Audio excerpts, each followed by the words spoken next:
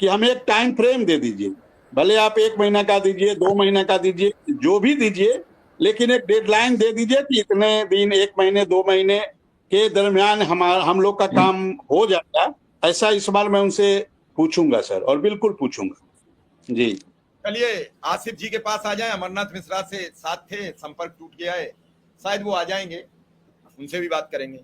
आसिफ जी, विक्रम सिंह अपनी बात बड़ी बेबाक और साफ कह रहे हैं कि हम पहली बार मिले और पहली बार में ऐसी स्थितियां नहीं पैदा करना चाहते थे जिससे दूसरी मुलाकात पर प्रश्नवाचक चिन्ह लग जाए, लेकिन इस बार मिलूंगा तो पूछूंगा, और यही सवाल होना चाहिए मुलाकात के बाद। आसिफ जी आपको नमस्कार, विक्रम जी को नमस्कार, और हमारे जो भी देख रहे हैं साथी सभी को मेरा नमस्कार।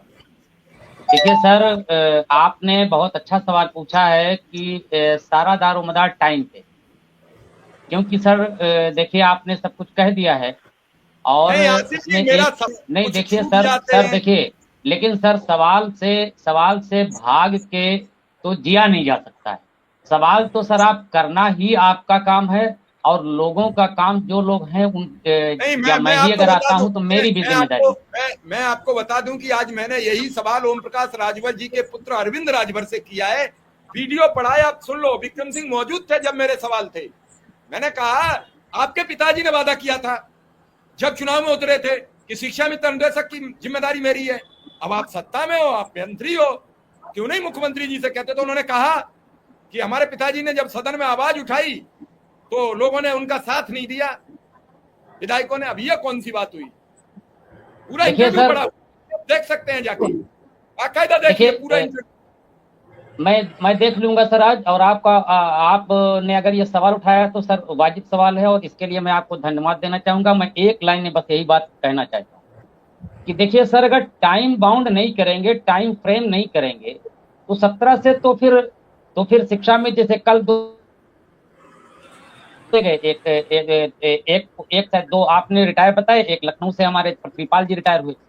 तो देखिए ये तो सर सवाल करना पड़ेगा, और मेरा ये भी कहना है नेताओं से और सबसे कि देखिए अगर सवाल आप नहीं पूछोगे तो फिर जवाब भी नहीं मिलेगा, और जवाब जब तक आएगा तब तक शिक्षा में धीरे करके इस दुनिया से रुखसत हो जाएगा या तो रिटायर हो जाएगा। मैं आज ज्यादा नहीं बोलूंगा। हमारे अमरनाथ भाई आए हैं, अमरनाथ भाई को मैं चाहता हूं कि जो सवाल आप करना चाहें अमरनाथ उनको मौका दें, क्योंकि नेट की सर प्रॉब्लम है, मेरे मोबाइल में सर चार्जिंग भी नहीं है जी, चार्जिंग की प्रॉब्लम है जी। जब धूप बेहद तप रही थी तब आपने रोज मेहनत की उस धरना में, लेकिन मेहनत किसी मकसद तक नहीं पहुंची। बेशक मकसद तक पहुंचे उसके लिए, लेकिन आपने आवाज मुखरता से उठाई। उसके लिए देखिए मैं ये कहना चाहूंगा कि जिन लोगों की कोशिश थी उन लोगों ने कोशिश करी। अब देखिए सर, अगर मैं तो फिर एक लाइन बोलना चाहता हूँ, देखिए शिक्षा मित्रों की आवाज अमरनाथ जी से सुन लेते हैं, अगर लोग नहीं सुन पा रहे तो फिर क्या जी। आप अमरनाथ जी को बोलने मौका दीजिए, क्योंकि वो थोड़ा सा हो सकता है नेट की प्रॉब्लम। हाँ, इसीलिए अमरनाथ जी के पास जा रहे हैं। अमरनाथ जी सर नमस्कार। नमस्कार आपको नमस्कार, विक्रम जी को नमस्कार, आसिफ जी को नमस्कार, और हमारे साथ आपके इस चैनल पर देख रहे सभी शिक्षा मित्र साथियों को बहुत बहुत नमस्कार, और आपको धन्यवाद कि आप शिक्षा मित्रों की आवाज को लगातार समय से उठाते रहते हैं। इसके लिए आपको बहुत बहुत धन्यवाद।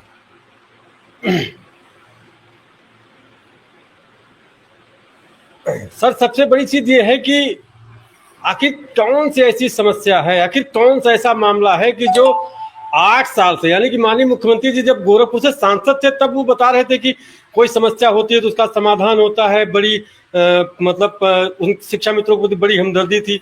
अब 8 साल से वो खुद प्रदेश का नेतृत्व कर रहे हैं, पूर्ण बहुमत से सरकार है, उसके बाद शिक्षा मित्रों की ऐसी दुर्दशा, ये बात समझ में नहीं आती है आखिर इसका क्या कारण रहा।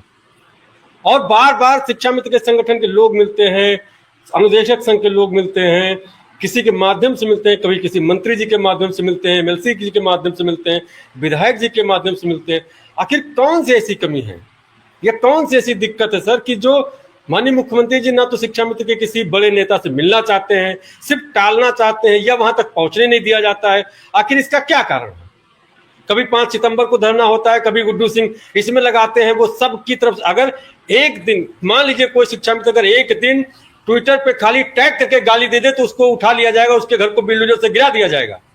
और रोज लोग मर रहे हैं, 5 किसी दिन मर जाए, किसी दिन 3 मर जाए, किसी दिन 4 मर जाए। कल ही 2 लोग मर गए। उनसे ये पूछने वाला नहीं कि यार 10,000 में घर चलेगा कि अंतिम संस्कार कैसे करेगा। अगर खत्म हो गया जो 10,000 पाता है, वो कल अगर जो मर जाए, कल मैं ही मर जाऊं या आसिफ जी मर जाए, तो ये पूछने वाला कोई नहीं रहता कि यार कफन कहां से आएगा। वो 10,000 में आप आएगा क्या, आप बताइए। कुछ तो जिम्मेदारी सोचना चाहिए ना। अरे 24 साल सन 2000 और आसिफ जी इस बात के गवाह हैं कि जब शिक्षा मित्र की मौत होती है तो बड़ी शर्मिंदगी तब आती है जब उसके कफन के लिए कपड़े के पैसे की व्यवस्था नहीं होती है। यही तो मैं बता रहा हूं। उसके बच्चों पर, उसके परिवार पर क्या गुजरती होगी।